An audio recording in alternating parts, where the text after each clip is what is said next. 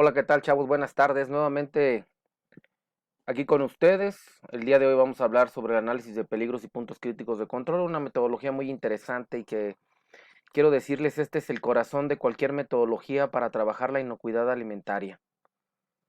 Si bien es cierto, esto de la inocuidad como tal, pues del lado educativo tiene un objetivo, que es cuando ustedes son capaces ya de conocer, aplicar y desarrollar el análisis de peligros y puntos críticos de control con eficiencia y eficacia en los establecimientos que producen o manipulan alimentos. La licenciatura en salud pública tiene precisamente esta área de la inocuidad alimentaria porque somos lo que comemos y nos debemos a lo que comemos. Entonces hay que evitar que los peligros de contaminación se vuelvan un riesgo y estén presentes en cada momento. Este es el objetivo de esto que estamos viendo, pero además ustedes deben de conocer, entender y aplicar la herramienta como tal, análisis de peligros y puntos críticos de control. Cuando ustedes salgan de la licenciatura van a observar que hay muchos métodos más, muchas metodologías más que utilizan el corazón del HACCP para poder eliminar los peligros de la contaminación, ya sean físicos, químicos o microbiológicos en los alimentos. Cuando ustedes logren hacerlo, pues ya van a tener esa capacidad de poderlos prevenir. Ese es el objetivo. Nuevamente ya lo habíamos escuchado, pero recordemos que el HACCP es un sistema preventivo para asegurar la producción de los alimentos inocuos. Las siglas en inglés o el acrónimo como tal, ustedes ya lo conocen, Hazard Analysis Critical Control Point Systems. Y al español es Sistema de Análisis de Peligros y Puntos Críticos de Control. No me voy a entretener mucho porque ya esto ya lo hemos mencionado en los videos introductorios, pero si es necesario darle su repasadita ahorita que vamos a entrar. Recuerden que hazard es peligro, risk es riesgo y POES son los procedimientos operativos estandarizados de sanitización. ¿Cuál es el propósito del sistema HACCP o del análisis de peligros y puntos críticos de control? Bueno, pues aquí tenemos que debemos de controlar esos peligros, pero hay que prevenirlos, hay que reducirlos y hay que eliminarlos. Esa es la forma de poderlos controlar. También recordemos que debemos de ser capaz de comprobarlo mediante registros gráficos o formatos o alguna otra evidencia escrita que permita, ya lo dijimos, comprobar que se está haciendo. Había en algunas ocasiones cuando yo llegué a auditar algunos sistemas de inocuidad en donde pedía me comprobaran con registros y entonces la gente buscaba por aquí y por allá y no tenían el registro que realmente ocupaban para poderlo comprobar. Entonces, si es necesario que ese objetivo del análisis de peligros y puntos críticos de control se pueda comprobar, si no, no vale de nada.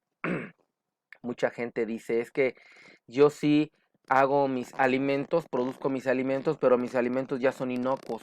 ¿Cómo me lo demuestras? Y entonces en ese momento voltean a verse unos a otros. Hay que tener registros, que es lo más fácil para poder comprobar. ¿Hay razones para usar este análisis de peligros y puntos críticos de control? Desde luego, claro que sí, y son los procedimientos de inspección que se conocen. Si tú tratas de prevenir la presencia de un peligro de los alimentos, esa inspección no te alcanzaría para 1 millón de productos en un solo día. Entonces, lo que haces es prevenir de una mejor manera y entonces vas tú a evitar que lleguen los peligros físicos, químicos o microbiológicos. El análisis de los productos final a veces no garantiza la inocuidad del producto, también es otra de las razones para usar el HACCP. Y les pongo un ejemplo, mucho se ha comentado. Hay lotes de productos que salen a la venta y entonces, pues, originalmente la gente pensaba que haciendo el análisis para cada producto ya garantizaba su inocuidad, pero eso realmente salía demasiado caro. Entonces, lo que empezaron a hacer es muestrear, pero esos planes de muestreos decían, bueno, tómate del anaquel 7, 23 y 54 las muestras. Y resulta que el 7 estaba contaminado, era el único bloque o el único locker o espacio que estaba contaminado y los demás estaban libres de contaminantes. Pero al momento de detectar en ese, por el plan de muestreo, que era o que estaba contaminado, tenían que desechar toda la producción y eso salía pues muy caro porque decían, les entraba la duda de exactamente en dónde se contaminó.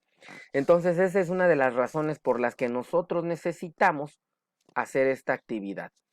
Aquí lo que yo les presento en la diapositiva, ustedes la pueden apreciar, es la diapositiva dice el HACCP, actividades previas y los prerequisitos. La base de este triángulo que ustedes aprecian aquí, este triángulo, nos dice prerequisitos. Entonces, esos prerequisitos, lo vuelvo a repetir, son la infraestructura básica y operativa que nos va a permitir entonces hacer actividades previas o tareas previas de HACCP y después desarrollar los 7 principios. Recordemos que no nada más son los 7 principios que se han mencionado, sino viene un poquito más extenso. Todo eso en conjunto y bien amarrado, entonces sí nos va a dar como tal un alimento inocuo. Pero ojo, siempre tenemos que prevenir las enfermedades de transmisión alimentaria, ya por ahí ya hablamos de ellas y hablamos de una línea del tiempo, cuando se presentaban y toda esa situación que se daba. La enfermedad de transmisión alimentaria tiene que ver cuando los alimentos se contaminan de forma física, química o microbiológica, pero también hay enfermedades de transmisión alimentaria que llegan a nosotros por medio de una contaminación cruzada. Si realmente ustedes observan la diapositiva que yo les pongo, tiene del 1 al 5, hay una tablita que sirve para cortar fruta, verdura y carne. Nos muestra que hay una tabla limpia en el 1, una tabla limpia, perdón, y que esa tabla se puede contaminar con la carne cruda. Ahí ponen un parásito de ejemplo, pero puede contaminarse con cualquier otro tipo de agentes químicos también, de agentes pueden ser también físicos y pues el ejemplo que nos ponen es microbiológicos. En el 3 está la tabla sola, pero la tabla ya está contaminada. En el 4 toman un jitomate y lo cortan sobre esa tabla contaminada, por lo tanto, el jitomate está contaminado con el peligro que tenía esa tabla y finalmente esos jitomates se van a, por ejemplo, ahí ponen una ensalada y van a contaminar la ensalada. Esa es la contaminación cruzada, cuando de un proceso brincamos a otro y llevamos un, un peligro de contaminación físico, químico, microbiológico y lo metemos a otro lugar. Esto se da muy común. Ojo, los alimentos contaminados sí causan daño a la salud. Inicialmente causan diarreas. Cuando hay un problema químico, la diarrea casi es inmediata. A los 15 minutos empieza la peristalsia intestinal y entonces mucha gente dice, voltea a verte y dice, ay, te comiste un perro y un gato y adentro se están peleando. Entonces, así es como el organismo responde al consumo de los productos químicos como tal. Y esa diarrea, si es un niño menor de 5 años y no se controla, hay una deshidratación y puede causar la muerte. Por eso es delicado. De hecho, si ustedes revisan en internet, hay muchos artículos en donde te dicen el número, ¿sí?, de niños que mueren anualmente por no tener inocuidad alimentaria. También les puedo comentar que esos alimentos contaminados, aparte de que tienes la diarrea, si esta diarrea evita que tú estés nutriéndote de manera correcta, porque todos los alimentos y proteínas y minerales y nutrientes obviamente salen por el tubo digestivo vía anal de forma acuosa y entonces no son absorbidos en el intestino como debería de ser de manera correcta y eso te lleva a tener una mala nutrición. Entonces hay que tener mucho cuidado con eso.